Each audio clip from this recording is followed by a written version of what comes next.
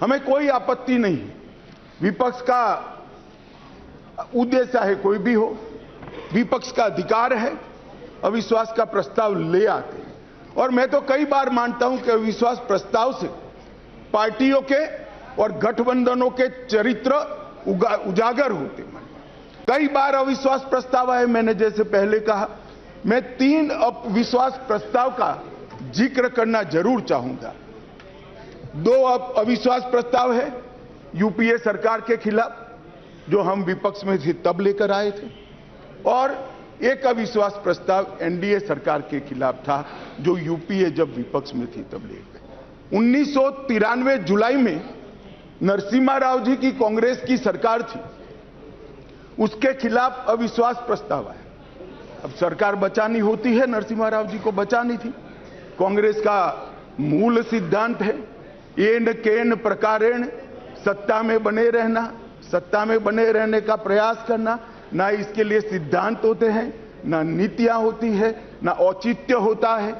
मान्यवर नरसिम्हा राव जी की सरकार अविश्वास प्रस्ताव जीत गई और बाद में कई लोगों को जेल की सजा हुई, स्वयं नरसिम्हा राव जी को हुई, क्योंकि झारखंड मुक्ति मोर्चा को घूस देकर अविश्वास प्रस्ताव पर विजय प्राप्त करी। आज कांग्रेस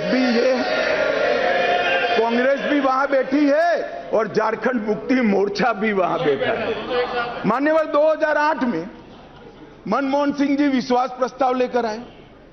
विश्वास प्रस्ताव के वक्त भी एक बार यहां पर बरोबर देश में वातावरण हो गया था कि इनके पास बहुमत नहीं है, बहुमत था भी नहीं। और मान्यवर इस सदन ने उस वक्त सबसे कलंकित घटना देखनी पड़ी। सांसदों को करोड़ों रुपए की घूस लेनी पड़ी और हमारे ऑनेस्ट सांसद वो रुपया लेकर पीठ के सामने आए और कहा कि हमें संरक्षण चाहिए, हमें रुपया ऑफर किया गया और वो सरकार बचा ली। तो एक तो चरित्र है यूपीए का, सरकार के सामने अविश्वास का प्रस्ताव आए या कोई अविश्वास का प्रस्ताव न लाए, इसलिए विश्वास का प्रस्ताव वो स्वयं लाए। इसमें से बचने के लिए सारे सिद्धांत, सारा चरित्र, सारे लोकसभा के नियम कानून, हमारी परंपराएं, इसको त्याग कर एन केन प्रकारेण सत्ता को संभालना और सत्ता पर काबिज रहना। इसके सामने मान्यवर दूसरा एक उदाहरण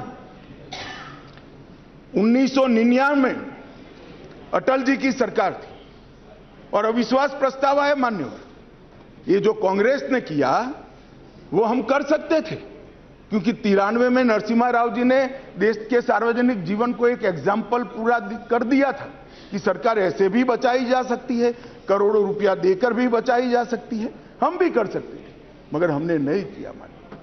हमने नहीं किया। हमने हमारी बात रखी। देश के प्रधानमंत्री अटल जी ने इसी सीट पर बैठकर अपनी बात रखी संसदों के सामने और जो कहा कि संसद का जो फैसला है मैं सर पर चढ़ाऊंगा, हमें कोई आपत्ति नहीं। मान्यवर सिर्फ एक वोट से सरकार गई, सिर्फ एक वोट से। क्या हम यूपीए और कांग्रेस की तरह बचा नहीं सकते थे?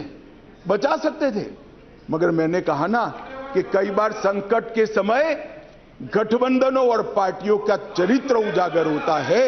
यूपीए का चरित्र सत्ता बचाने के लिए भ्रष्टाचार करने का चरित्र है और भारतीय जनता पार्टी और एनडीए का चरित्र सिद्धांतों के लिए राजनीति करने का चरित्र है। मान्यवर उस वक्त मुझे ठीक याद है, मैं संसद में नहीं था, सदस्य नहीं था, बहुत सारे सीनियर सदस्य होंगे उस वक्त।